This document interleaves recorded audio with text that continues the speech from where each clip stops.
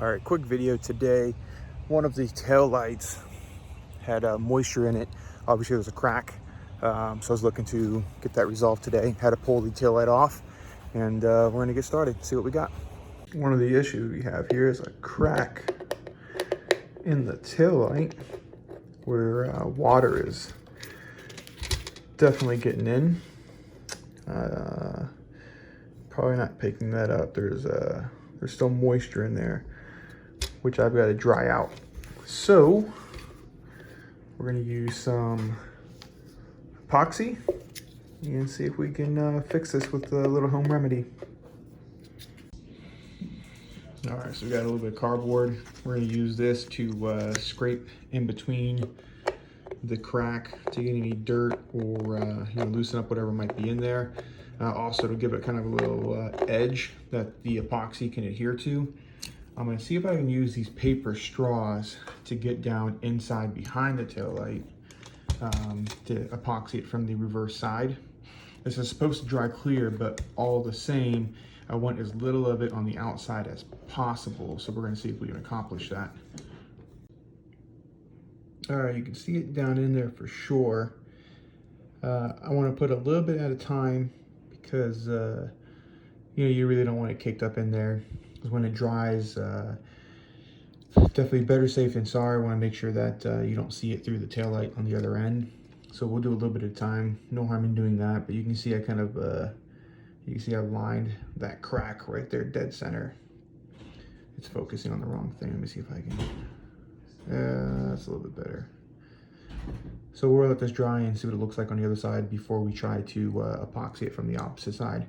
So we'll let it just sit like this for now. All right, so we let it sit for 15 or 20 minutes, actually 20 to 25 minutes. And the epoxy only calls for 5 to 10. Now you can see clearly it changed the look here of the lens. And not necessarily happy about that, but I guess it'll fix the problem that I'm having here. And then the epoxy started to seep through this large crack here, which is a good thing. So I think the only thing I need to do is fill it on this opposite side, right? This front facing side here, as best I can, and go slow and hopefully not make this any, I don't want to say worse, but stand out anymore. Hopefully I can kind of just get into these little cracks. You see that center one's pretty big. And these crack from heat. That's what caused this. Pretty common thing. But instead of spending hundreds of dollars on a new lens or even a used lens, this might do the job. So go ahead and see if I can fill this, and again let it dry, and we'll do a water test and see what it looks like.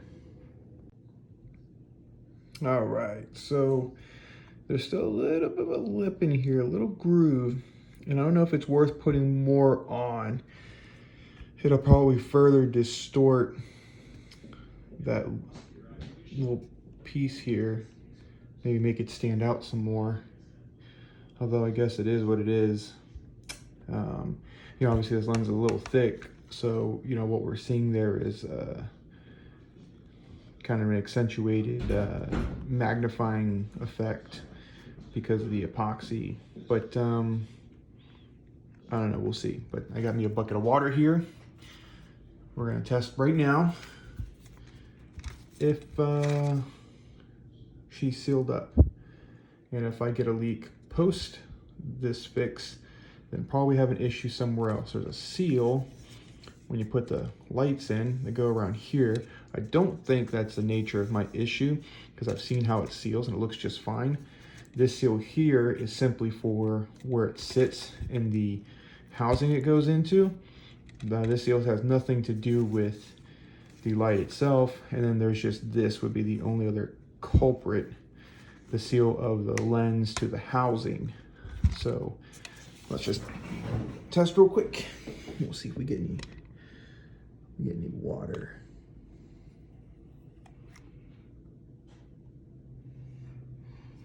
So I'm pushing on it, so I can definitely feel the buoyancy fighting back.